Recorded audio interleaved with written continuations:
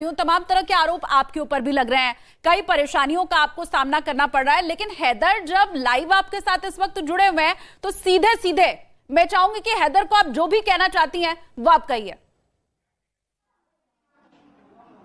जी ma'am, आप मुझसे कह रही हैं मैम? बिल्कुल सीमा जी। हेलो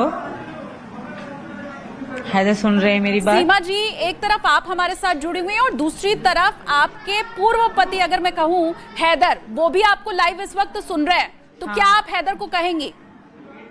जी मैम, मैं उनसे यही कहूंगी जो भी करवा रहे हैं सही नहीं है, उनके लिए भी खतरा है। जो उनके चाचा, जो उनके पापा हैं, उनके लिए भी बहुत डेंजर है। ये सरदारों तक बात पहुंचवा के, धमकियां दिलवा के ये अच्छा नहीं कर रहे। ठीक, मैं तो मर ही जाऊंगी, अपने बच्चों को भी जहर पिला के हम 7-5 मर जाएंगे, पाकिस्तान नहीं जाएंगे, क्योंकि वहां जाके मरने से, जिल्लत की मौत पाने से अच्छा है मैं यहाँ शांति से मर जाऊं। हैदर को कोई अपने दिमाग से बात निकाल दे। और जो वहां पे फैला रहा है, वहां के हिंदुओं की बात कर रहे हैं कि मंदिर गिराएंगे, क्योंकि जैकमाबाद में हिंदू ज्यादा रहते हैं, तो ये सरासर गलत है। क्या मतलब ये लोग यही कहना चाहते हैं, क्योंकि मैंने सुबह भी लाइव आई थी क्योंकि वो जो बड़े ऑफिसर सर थे तो वो कह रहे थे ये गैरत की बात है। मतलब इसका मतलब ये है कि जो वहाँ के जो हिंदू हैं क्या पाकिस्तानी नहीं है? जो हिंदुस्तान को डराया जा रहा है इस बात से कि हम यहाँ के हिंदुओं के साथ ऐसा करेंगे, क्या वहाँ के हिंदू पाकिस्तानी नहीं है? ठीक है सीमा, आप रहिए हमारे साथ। गुलाम, अगर सीमा ये इससे पहले भी कह चुकी हैं आपके साथ रहना नहीं चाहती हैं, वो मुल्क छोड़कर अब हिंदुस्तान में आ चुकी हैं, आप क्यों उन्हें धमकियां दिलवा रहे हैं? गुलाम सर, मैं धमकियां नहीं दिलवा रहा हूँ, ये ऐसे सीमा प्रोपेगेंडा चला रहा है कि ये मुझे छोड़ दिया जाए, मैं जहर पी के मर जाऊंगा, बच्चों को मारूंगा। धमकियां कौन दे रहा है सर? सीमा दे रहा है या मैं दे रहा हूँ?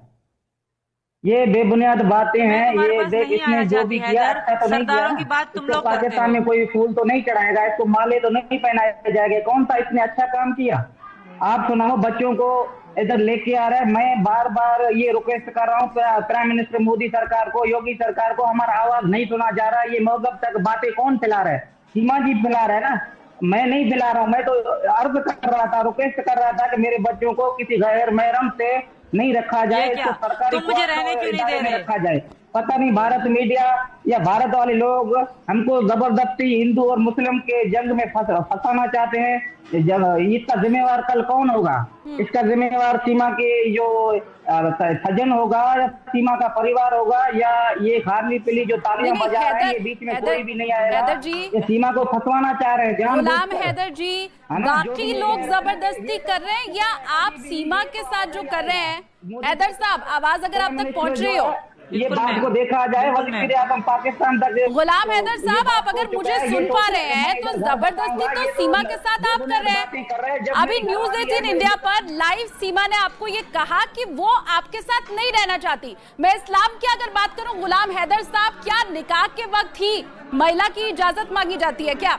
उसके बाद नहीं मांगी जाती? अभी सीमा ने तुरंत आपको कहा वो आपके साथ नहीं रहना चाहती, तो जबरदस्ती आप कर रहे हैं। फिर कैसे नहीं रहना चाहती? मेरे निकाह में किसी से, ये कौन से किताब में लिखा हुआ है कि नहीं रहना चाहती? भारत में जाके ये जो बोल रहा है मुझे साथ नाइंसाफी होगी, मेरे से मारा जाएगा, मेरे को कत्ल-ए-आम किया जाएगा, ये क्रिमिनल है। अभी सीमा के कहने से हम क्रिमिनल हो गए, हम डकैत हो गए?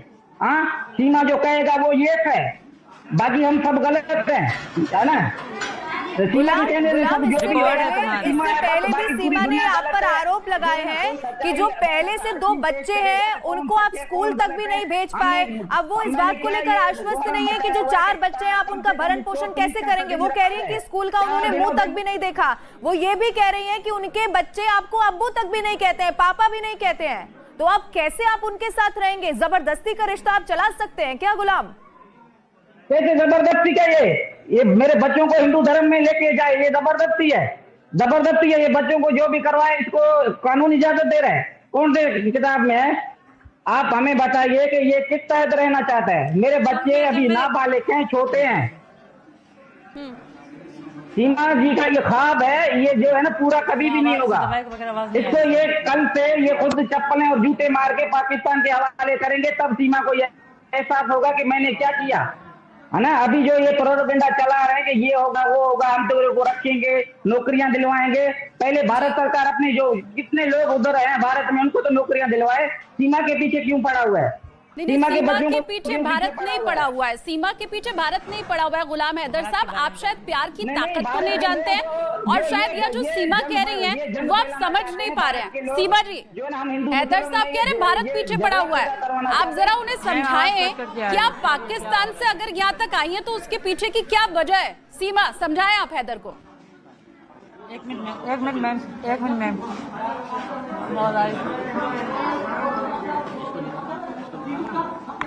सीमा, ठीक है, सीमा तक आवाज शायद पहुंच नहीं रही है ठीक ढंग से, लेकिन लगातार सीमा अभी जब न्यूज़ 18 इंडिया के साथ जुड़ी हुई है तब भी बार बार यही कह रही है कि वो रहना नहीं चाहती हैं हैदर के साथ। वो बार बार ये कह रही है कि वो सचिन के साथ रहना चाहती हैं और सचिन के लिए वो पाकिस्तान से यहां तक आई भी है। और अब वो खुद हैदर को ये बताएंगी, गुलाम हैदर जो कि उनके पहले पति थे पाकिस्तान में, जिनके साथ उनकी शादी हुई थी, और अभी गुलाम हैदर आपको सऊदी अरब से जुड़े हुए हमारे साथ दिखाई दे रहे हैं। सीमा, सीधा, क्योंकि हैदर ये कह रहे हैं कि भारत पीछे पड़ा हुआ है, मैं चाहती हूं कि आप उन्हें बताएं कि इसमें आपके प्यार का एंगल है, भारत कुछ पीछे नहीं पड़ा हुआ है, ये आप समझाइए हैदर को। बिल्कुल मैम, ये थोड़ा पागल सा हो गया है, कोई भारत मेरे पीछे नहीं पड़ा। ये पाकिस्तान समझ रहा है, ये भारत है, इंडिया है, ये पाकिस्तान नहीं है, ठीक है। जैसे कि सुबह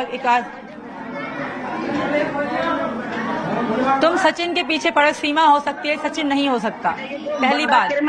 दूसरी बात, हैदर साहब, तुम अपने दिल और दिमाग से बात निकाल दो। ये पुलिस के हवाले, पुलिस की कस्टडी में होना चाहिए, ये बाहर क्यों है?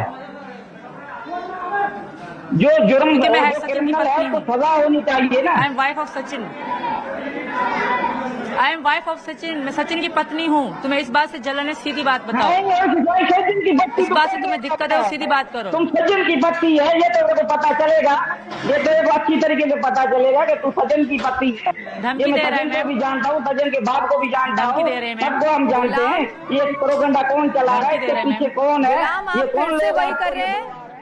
आप सुनिए मेरी बात, इससे पहले भी यही आरोप आप पर सीमा ने लगाए हैं कि आप बार बार धमकी दे रहे हैं। सिर्फ आप नहीं, आपका परिवार भी वहां पर उन्हें धमकी दे रहा है। अगर आपको अपनी बात रखनी है तो आप रखिए, मेरी बात सुनिए, रुकिए। अब आप ऐसे नहीं, सुनिए, आप वो अपनी बात रख रहे हैं तो आप भी रखिए। वो ये बोल रही है कि I am wife of Sachin, मुझे आपके साथ नहीं रहना है। तो अब इस पर आप क्या कानूनी लड़ाई लड़ेंगे, आगे आपका क्या प्लान है वो बताइए, जवाब दीजिए आप सीमा को। पे आया हुआ है, जब पकड़ा गया तो इसको पुलिस कस्टडी में रखा जाए या किसी घर में रखा जाए। मैं तो बार ये अपना जो मौके पेश करता हूँ, आप आगे तक बात को रख नहीं रहे। मीडिया वालों से मेरी गुजारिश है, अगर जो बात आगे तक नहीं रखना चाह रहे वो प्लीज हमारे से कांटेक्ट भी नहीं करे। नहीं, आपकी बात हम आगे रख रहे हैं। और मैं भी ये गुजारिश करती हूँ तुमसे कि हमारे असल हक है, सच सत्य, मेरे पति है, मेरे एनर्जी पे है। आधार कार्ड क्या है? सीमा गुलाम हैदर कौन है? तुम्हारे सामने बैठा हुआ जीतता जाता इंसान। मैं जब कह रहा हूँ मेरे साथ नाइंसाफी हुआ तो आप बात आगे तक नहीं रख रहे, वो सिर्फ सीमा जी को ही सुना रहे। मैं सजन की पत्नी हूँ, तू सजन की पत्नी हो ही नहीं सकता। कानून के तहत आपकी बात लाइव जा रही है, दर्शकों तक भी, पाकिस्तान में बैठे लोग भी आपको जरूर सुन रहे होंगे, और सीमा तक भी लाइव आप जो बोल रहे हैं वो सीमा तक पहुंच रही है, सारी बातें मीडिया पहुंचा रहा है। सीमा, दरअसल हैदर ये कहना चाहते हैं कि तलाक तो अभी शायद आप दोनों के बीच में हुआ नहीं है, वो ये कह रहे हैं कि आप सीमा हैदर हैं।